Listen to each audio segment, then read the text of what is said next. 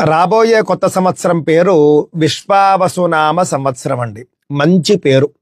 విశ్వావసు అనేటటువంటి పేరు ఒక గంధర్వుడి పేరు. ఏకాదశ గంధర్వ గణాల్లో ఒక గంధర్వుడి పేరు. వేదంలో కూడా కనిపిస్తుందండి. వివాహం సందర్భంలో దంపతుల మధ్య ప్రేమను పుట్టించి పెంచి ఆ విధంగా దంపతులను కలిపేటటువంటి బాధ్యత ఈ విశ్వావసు అనే గంధర్వుడిది. ఆ విధంగా విశ్వావసు ప్రేమప్రదుడు. మంచి పేరండి. అంతేకాదండి, విశ్వావసు అనేటటువంటి పేరు మహావిష్ణువుకి కూడా వర్తిస్తుంది. మహావిష్ణువు అంటే మంగళప్రదుడు, శుభప్రదుడు.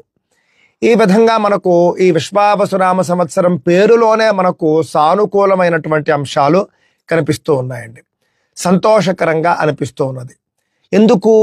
క్రోధి నామ సంవత్సరంలో మనకు ఈ పరిస్థితి లేదు. క్రోధి అంటే పేరులోనే క్రోధం.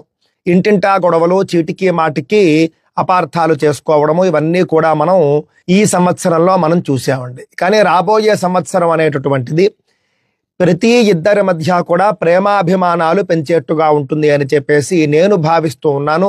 విశ్వావసు సంవత్సరం గురించి మనం ఒక్కసారి చూసుకుంటే, సర్వత్ర జాయతే క్షేమం సర్వశస్య మహార్ఘత, విశ్వావసౌ వరారోహే కార్పాసస్య మహార్ఘత అన్నారు.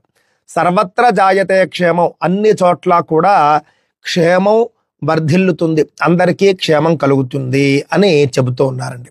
సర్వశస్య మహార్ఘత, పాడి పంటలు, అన్ని రకాల పంటలు కూడా బాగా పండుతాయి, మంచి దిగుబడి ధరలు వస్తాయి అని చెప్పేసి కూడా చెబుతూ ఉన్నారు.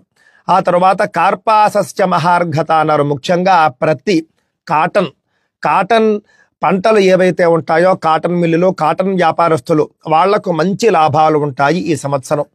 సాధారణంగా మొత్తం మీద చూస్తే మాత్రం విశ్వావసునామ సంవత్సరం క్షేమకరము, శుభకరము అని అర్థమవుతూ ఉన్నది. అందువల్ల రాబోయే సంవత్సరంలో ఏదో అయిపోతుంది, ఏవో గ్రహాల కూటములు, ఏవో గ్రహణాలు, ఏదో రాశి వాళ్ళకి ఏదో అయిపోతుంది, ఈ భయాలు అనవసరం అండి. విశ్వావసు పేరులోనే మనకు శుభం కనిపిస్తూ ఉన్నది.